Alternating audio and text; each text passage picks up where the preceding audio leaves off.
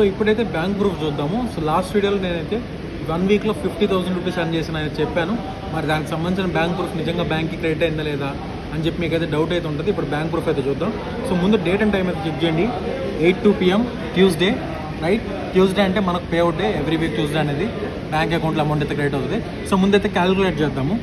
50,000లో we debit the 5% tax గవర్నమెంట్కి pay చేస్తాం, minus 5% తీసేస్తున్నాను.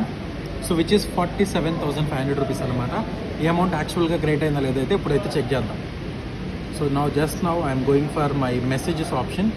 As you can clearly see, I got a notification from Axis Bank, 47,500 credit to my bank account.